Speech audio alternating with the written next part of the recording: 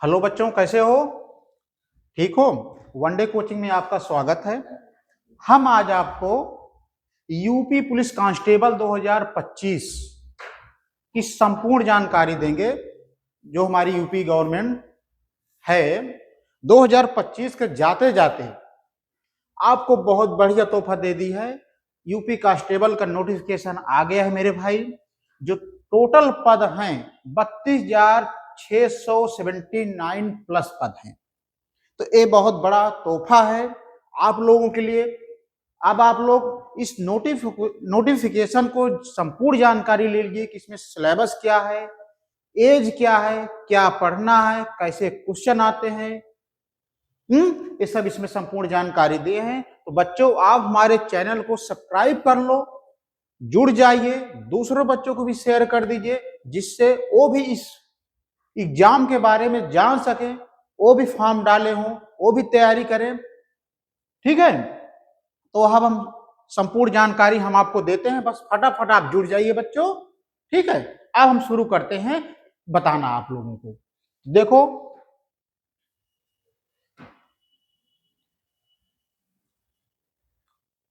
बच्चों, जो UP constable का नोटिफिकेशन आया हुआ है वो कब से स्टार्ट होगा ऑनलाइन फॉर्म डालना।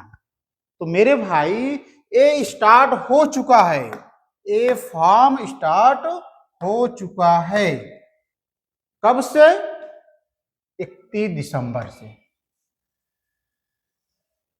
ठीक है, ये यूपी कांस्टेबल 2025 के लास्ट मूवमेंट में यूपी गवर्नमेंट ने नोटिफिकेशन दिया है। जो बहुत बेसब्री से इंतजार कर रहे थे बच्चे कि सर अब आएगा अब आएगा, तो आखिर वो आ गया है। तो उसका जो ऑनलाइन स्टार्ट है फॉर्म डालने का, वो 31 दिसंबर से शुरू हो चुका है।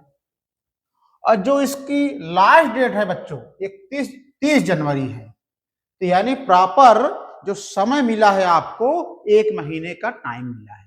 तो आप लोग आराम से नोटिफिकेशन को पढ़ो अच्छे से, एक बार दो बार पढ़ो, इसके बाद हमारा वीडियो देख लो, तब उसके बाद आप फॉर्म डालो कि कहीं जिससे कोई त्रुटि ना हो।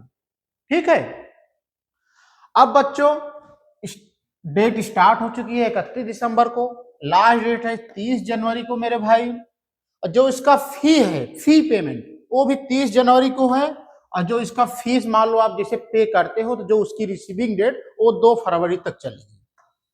तो ये पूरा प्रोसीजर है इंपॉर्टेंट डेट का। इंपॉर्टेंट डेट में फॉर्म कब से शुरू हुआ, कब उसका लास्ट डेट होगी, फीस की कब लास्ट डेट होगी, ये सब पूरा इसमें डिटेल आपको मैं बता दूंगा। तो सीरियल वाइज मैं आपको बता रहा हूं, आप इसको एक बार वीडियो को ना समझ में आए तो दोबारा आप चेक कर लीजिएगा, देख लीजिएगा। ठीक है, अब हम चलते हैं अगले स्लाइड पे भाई, और जानकारी है इसमें क्या। अब बच्चों, इसकी फीस कितने रखी गई है? तो जो गवर्नमेंट ने फीस रखी है इसकी, ईडब्ल्यूएस बीसी ईवीएस यानी जनरल के लिए जो रखा गया है 500 रुपए। ये यूपी कांस्टेबल 2025 के फी बता रहा हूं, जो फॉर्म आया हुआ है। तो मेरे भाई इसका जो फॉर्म रखा गया है जनरल के लिए, वो कितना है? 500 है। जो एससी एसटी ओबीसी के लिए उनकी फीस 400 रुपए रखी गई है। ठीक है, लेकिन अमूमन क्या होता है, ये ओबीसी को इसमें रखते हैं तब उनकी 500 लेते हैं, लेकिन इस बार बहुत बड़ा चेंज हुआ है, बहुत बड़ा बदलाव हुआ है। इसके लिए एससी एसटी ओबीसी की जो फीस रखी गई हो 400 रखी गई। ठीक है बच्चों, अब बच्चों जब फॉर्म पूरा भर जाए आपका, तो और पेमेंट कैसे करना है आपको, तो मैंने पेमेंट के बारे में डिटेल बता दिया हूं इस वीडियो में, जिससे किसी बच्चे को, किसी स्टूडेंट को दिक्कत ना हो कि पेमेंट कैसे करें। तो आप डेबिट कार्ड से भी कर सकते हो, क्रेडिट कार्ड से भी कर सकते हो, इंटरनेट बैंकिंग से भी कर सकते हो भाई मेरे, आईएमपीएस से भी कर सकते हो, मोबाइल वॉलेट से भी कर सकते हो। ठीक है, ये पूरे ऑप्शन दिए हैं, आप किसी से भी कर लो। लेकिन जो मेरा एक्सपीरियंस कहता है, आप बच्चों सबसे अच्छा होता है डेबिट कार्ड से आप करो पेमेंट। आप अपना डेबिट कार्ड से करो, पिन डालो, उसके बाद ओटीपी आएगा, आपको मोबाइल वेरिफिकेशन करेगा, आपका फीस सबमिट हो जाएगी। तो सबसे बढ़िया प्रोसीजर जो है मेरे भाई, वो डेबिट कार्ड से आप ऑनलाइन पेमेंट करो। ठीक है, ये पूरा फीस डिटेल हो गया आपको। अब आगे स्लाइड में देखो क्या है मेरे भाई, आगे स्लाइड में है कि एज। अब जो बच्चों इसमें एज मांगी गई है ये थोड़ा इसमें सोचने वाला है, क्योंकि अन्य स्टेट में जो एज होती है वो 18 से 25 लिए है, इसलिए मैं बता रहा हूं आपको। तो मेरे भाई जो इसमें एज लिमिट ली जाएगी वो 1 जुलाई 2025 तक ली जाएगी। इसका मतलब क्या है कि बच्चों जो इसमें आपकी मिनिमम एज होगी 18 साल का आप हो, आपको 18 साल होना है। इसके बाद मैक्सिमम 22 ईयर, यानी 18 से 22 के बीच में अगर हो, 18 से 22 साल तक, तब आप एलिजिबल हो इसके लिए। ये किसके लिए मैं बता रहा हूं? फॉर मेल के लिए। इसका मतलब आप 18 से 22 के बीच में हो तो आप फॉर्म भर सकते हो। 22 का मतलब है कि 1 जुलाई 2025 तक ही कंसीडर की जाएगी। इसके बाद बच्चों जो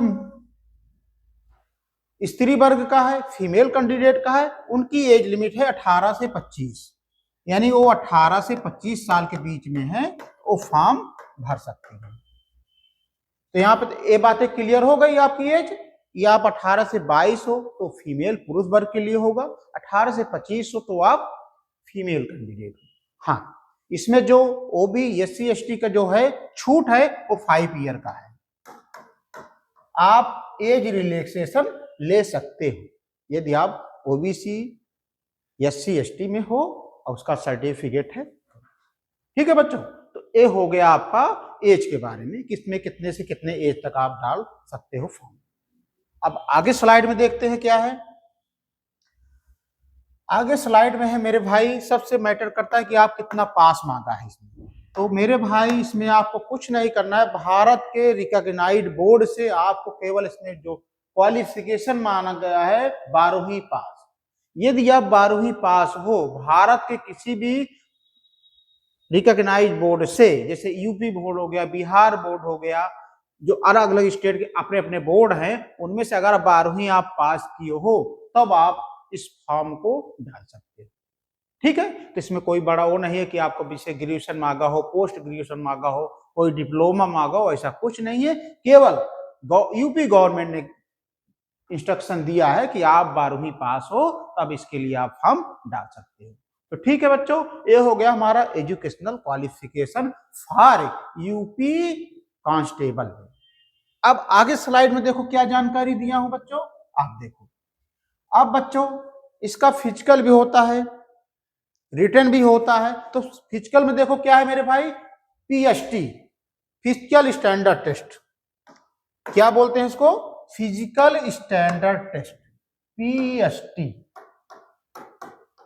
इसमें ए है मेरे भाई कि जो मेल कैंडिडेट होंगे, जनरल, ओबीसी, एससी, उनकी जो ऊंचाई होगी यानी उनकी जो लंबाई होगी वो 180 सेंटीमीटर की होगी। यदि उनकी लंबाई 180 सेंटीमीटर नहीं है तो वो फॉर्म मेट के इसमें पीएसटी में वो निकाल दिए जाएंगे। तो उनके लिए 168 सेंटीमीटर होना जरूरी है। इसके बाद जो एसटी कैंडिडेट होंगे उनके लिए जो ऊंचाई होगी यानी लंबाई होगी 160 सेंटीमीटर होना जरूरी है मेरे भाई। ठीक है, ये महिलाओं ये पुरुष वर्ग के लिए है।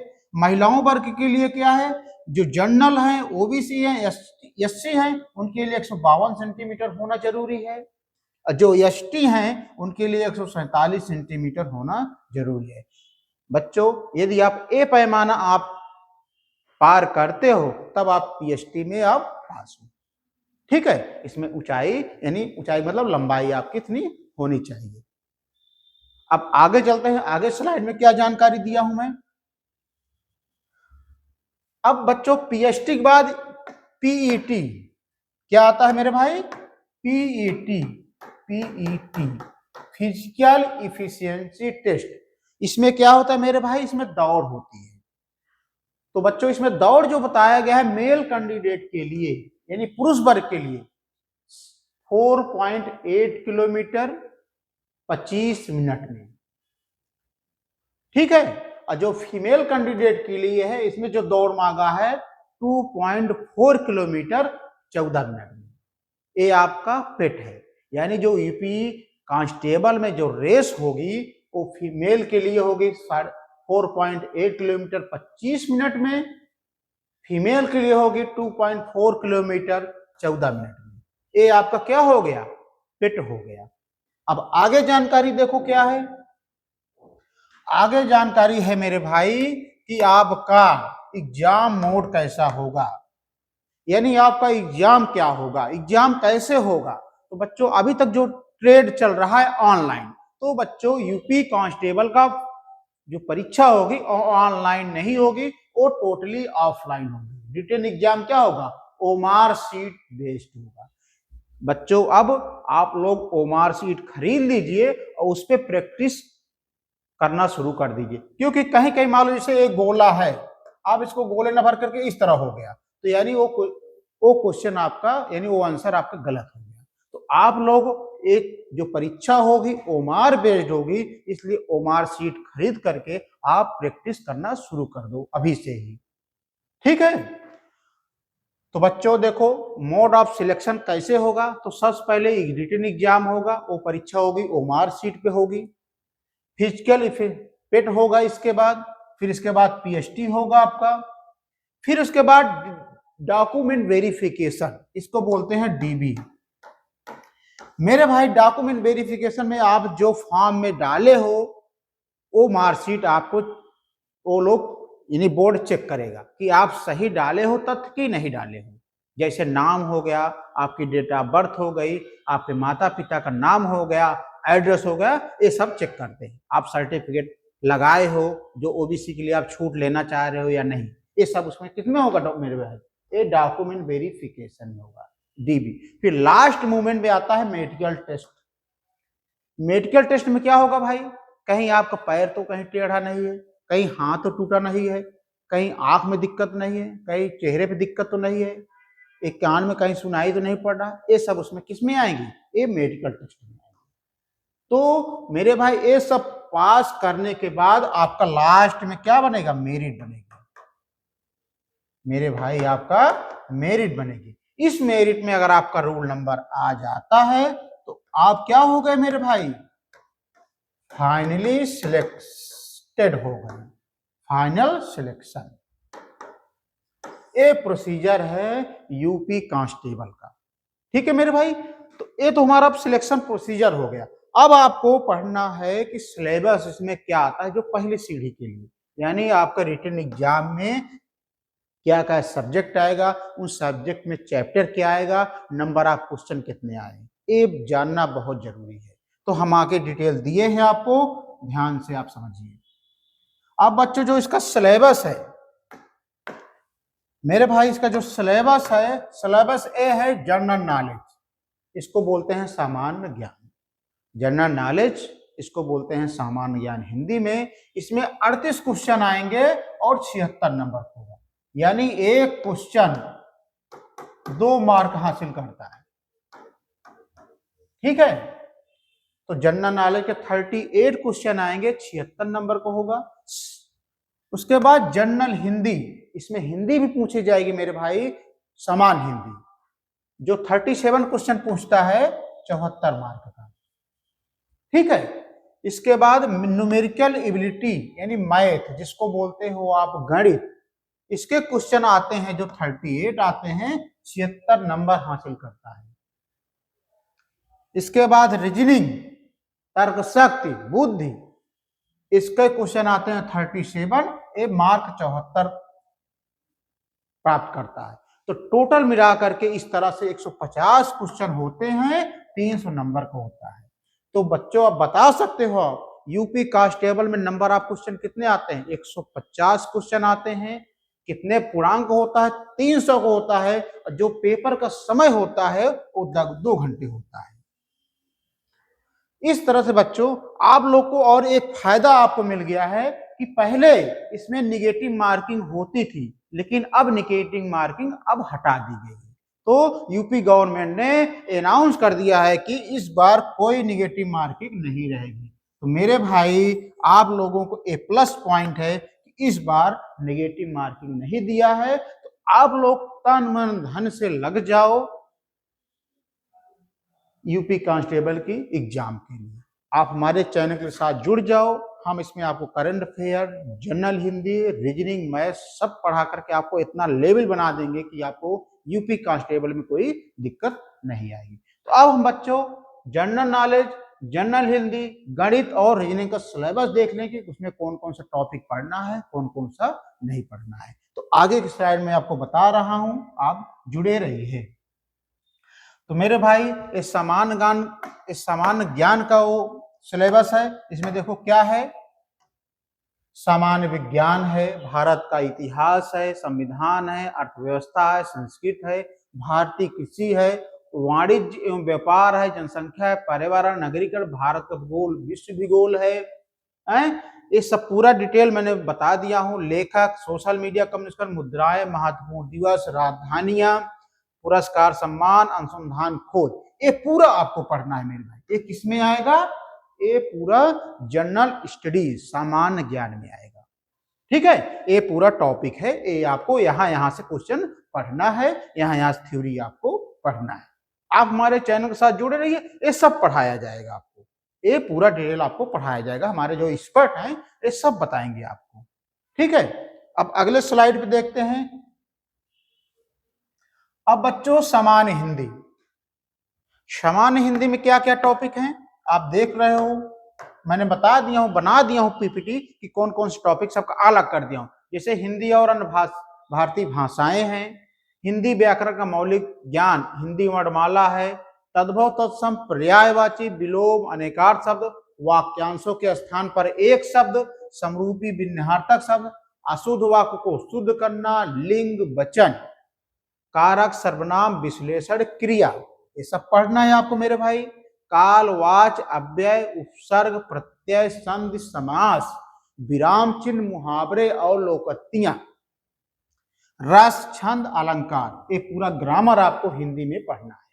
इसके बाद अपठित बोध, 4 प्रसिद्ध कवि, लेखक और उनकी प्रसिद्ध रचनाएं, हिंदी भाषा में पुरस्कार, विविध अन्य, ये पूरा किसका सिलेबस हो गया? यूपी कांस्टेबल में हिंदी का सिलेबस हो गया। जैसे जनरल नॉलेज का सिलेबस था, इसी तरह ये हिंदी में भी आपको पढ़ना है। तो भाई मेरे चैनल के साथ आप जुड़े रहिए, आप चिंता मत करिए, ये पूरा पढ़ाया जाएगा आपको। ठीक है, अब हम अगले प्रश्न पे आते हैं। अगली स्लाइड में क्या जानकारी है? संख्यात्मक एवं मानसिक योग्यता, ये मैथ का पोर्शन है। तो मैथ में क्या पढ़ना है मेरे भाई? मैथ में आपको पुराना ही वही है, उसमें कोई परेशान होने की जरूरत नहीं है। बस संख्या पद्धति आप जानते ही हो, सरलीकरण जानते हो, महासापा लासापा जानते ही हो, आप अनुपात समानुपात जानते हो, प्रतिशत लाभ हानि सब वही पुराना है। आपको अलग से कुछ नहीं करना है, ये सब आपको हम पढ़ाएंगे। बस आप हमारे चैनल को सब्सक्राइब कर दीजिए, लाइक कर दीजिए और दूसरे बच्चों में आप शेयर कर दीजिए, जिससे वो यूपी कांस्टेबल की तैयारी कर रहे हो या अन्य परीक्षा की तैयारी कर रहे हो तो इसका फायदा उठा सके, इसका लाभ उनको मिल सके। ठीक है, अब देखो अगले स्लाइड में क्या है मेरे भाई? अगले स्लाइड में है रीजनिंग क्या है। तो रीजनिंग का भाई पुराना पैटर्न है, पूरा रीजनिंग में आपको वही पढ़ना है। इसमें मैं आपको बता दिया, संबंध, आंशिक परीक्षण, स्पोर्ट, आसमान, संकेतिक चिन्ह, परीक्षण, दिशा ज्ञान, सीरीज, खाली स्थान भरना, समरूपता, समानता, समस्या को सुलझाना, ये सब पूरा बताया गया है। तो कोई नया इसमें कुछ नहीं है बच्चों, जो पुराना पैटर्न था वही पूरा है। रक्त संबंध ये सब तो दिख ही रहा है आपको, तो ये सब पढ़ाया जाएगा। बस आप हमारे चैनल के साथ आप जुड़े रहिए। तो बच्चों ये रहा general knowledge, general Hindi, math और रीजनिंग का पूरा सिलेबस यूपी कांस्टेबल में जो अपडेटेड आया हुआ है। अब ठीक है बच्चों, मैंने एक लास्ट स्लाइड इसमें डाला हूं कि बहुत सारे बच्चे कह रहे थे कि सर इसमें कैटेगरी वाइज कैसे होगा, कितनी कितनी वैकेंसियां है, जनरल नॉलेज में कितनी है, ओबीसी की है और एससी एसटी में कैसे कौन कौन सी कैटेगरी है। देखो बच्चों, मैंने साफ साफ क्लियर कर दिया हूं कि जो जनरल कैटेगरी की वैकेंसी आई है 13,093 है। ठीक है, इसमें ईडब्ल्यूएस की जो वैकेंसी है 3264 है और ओबीसी की जो वैकेंसी आई है इसमें 8,818 है। एससी के लिए है 6,857 है और एसटी के लिए है 647। तो बच्चों इस बार गवर्नमेंट ने अच्छा काम किया है कि सबको अलग अलग कैटेगरी में बता दिया है कि किन के लोगों के कितनी कितनी वैकेंसियां हैं। तो ये मैंने स्लाइड में अलग बता दिया हूं, ये आप देख लीजिए। ठीक है, यहां तक तो क्लियर हो गया बच्चों। तो इस तरह से मैंने आपको जो बताया हूं, आप इसको एक बार अगर समझ में ना आया हो तो आप वीडियो को देख लीजिए और बच्चों इत्मीनान से नोटिफिकेशन को पढ़ करके आप हमारे चैनल के साथ जुड़ जाइए। हम आपको यूपी कांस्टेबल का पूरा पैकेज पढ़ाएंगे। आपको जनरल हिंदी पढ़ाएंगे, जनरल नॉलेज पढ़ाएंगे, गणित पढ़ाएंगे और रीजनिंग पढ़ाएंगे। तो जितना से जितना भारी संख्या में आप हमारे चैनल के साथ जुड़ जाइए, दूसरे बच्चों को भी शेयर कर दीजिए। बस आपसे मैं यही मांग रहा हूं। अब मुझे इजाजत दीजिए। धन्यवाद।